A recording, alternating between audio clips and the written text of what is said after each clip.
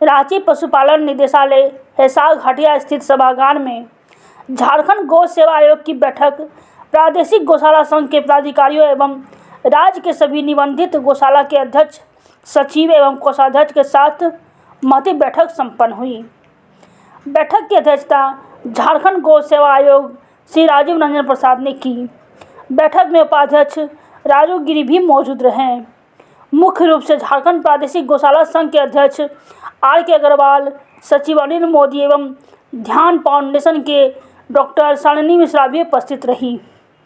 आज की बैठक के उपरांत प्रेस को संबोधित करते हुए गौ सेवा आयोग के अध्यक्ष श्री राजीव रंजन प्रसाद ने कहा कि हमें यह सूचित करते हुए अत्यंत खुशी है कि गौ सेवा आयोग की बैठक में लिए गए निर्णय के अनुसार जब्त किए गए अधिगृहित गोवंश के लिए भोजनादि मद में राशि भुगतान 150 रुपये प्रतिदिन एवं नंदी वंश के लिए 200 रुपये प्रतिदिन किए जाने का प्रस्ताव पर विभागीय मंत्री श्री बादल पत्रलेख ने सैद्धांतिक सहमति प्रदान कर दी है। अति शीघ्र ही इस संबंध में सरकारी अधिसूचना जारी हो जाएगी। रांची से देवानंद सिन्हा की रिपोर्ट। लगातार प्रयासरत है कि इस राज्य के अंदर जो निबंधित गौशालाएं हैं हम उनको किस प्रकार से आत्मनिर्भरता की ओर अग्रसर करें ताकि इस राज्य की जो पहचान है वो एक गौ संरक्षक और गौ संवर्धक राज्य के रूप में हो सके।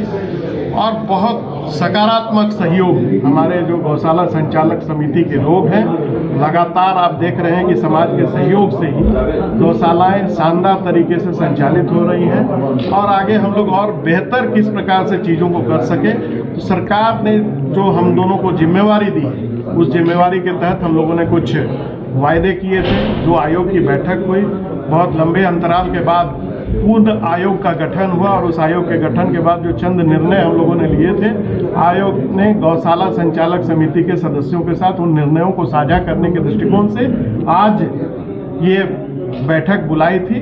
और आप इन बैठकों का सिलसिला लगातार जारी है। इन बैठकों के माध्यम से हम लोगों ने आज इस बात को कहा कि जो हमने वादा किया था कि जिस प्रकार से जो हमारे गोवंश का जो लालन पालन हो रहा है उसमें जो कहीं दिक्कतें आ रही हैं उसको हम किस प्रकार से दूर करना चाहते थे। तो सरकार से हम लोगों ने मांग रखी थी आयोग की बैठक के जरिए कि जो उनको भोजनादि मद में पैसे दिए जाते थे, पहले ये बहुत ही कम था, प्रतिदिन 50 रुपये की दर से उनको पैसे मुहैया कराए जाते थे। उसको हमारी ही सरकार ने सकारात्मकता के तहत पिछले वर्ष 100 रुपये किया था।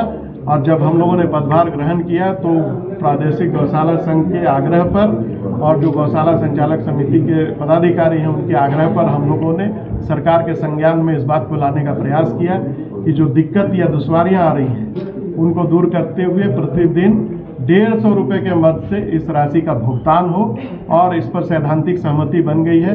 मंत्री जी ने संचिका को हस्ताक्षर कर दिया है। बहुत जल्द इसका नोटिफिकेशन भी जारी हो जाएगा।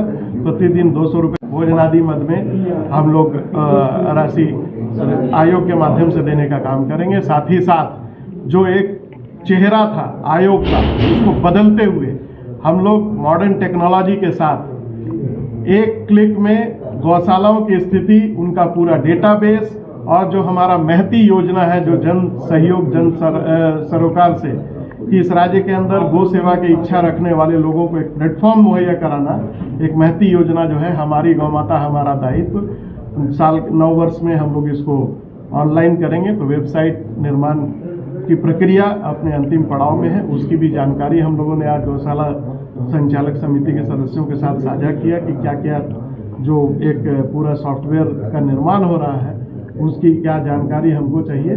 और बहुत जल्द इसके अलावा रोजगार सृजन के दृष्टिकोण से भी NGO के साथ हम लोग MOU करके अलग अलग किसान परिवारों को किस प्रकार से समृद्ध बनाया जाए।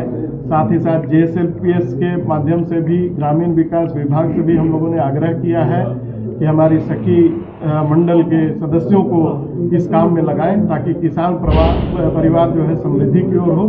और एक महती योजना हम लोग गो ग्राम शक्ति योजना लेकर के आ रहे हैं जो हम सीधे गौशाला से किसान परिवारों का किस प्रकार से समन्वय स्थापित हो ताकि यह राज्य समृद्धि की ओर जाए और गौ माता हमारे राज्य की समृद्धि में सहयोगी बने और उनसे आमदनी किस प्रकार से किया जाए।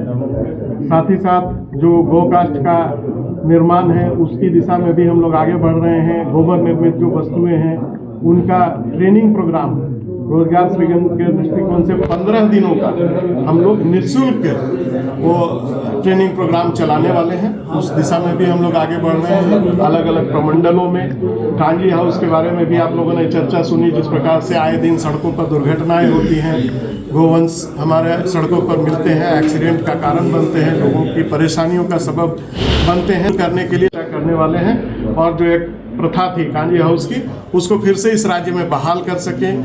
इस राज्य के अंदर गौमुक्ति धाम की स्थापना हो, इस राज्य के अंदर पशु चिकित्सालय की स्थापना हो और गौशालाओं को स्थायी तौर पर चिकित्सकों को मुहैया कराते हुए उनकी जो टीक औषधि हैं, दवाइयाँ हैं, उसको किस प्रकार से गौशालाओं को दिया जाए।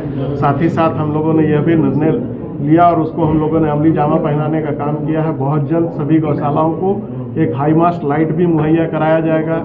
डीप बोरिंग के लिए भी हम लोग कॉरपोरेट रिस्पॉन्सिबिलिटी के तहत, सब कुछ सरकार के भरोसे नहीं हो सकता है, तो CSR फंड के माध्यम से भी हम लोग कई स्थानों पर डीप बोरिंग आदि की व्यवस्था भी करेंगे और बहुत सकारात्मकता के साथ इन योजनाओं को धरातल पर उतारने का काम करेंगे।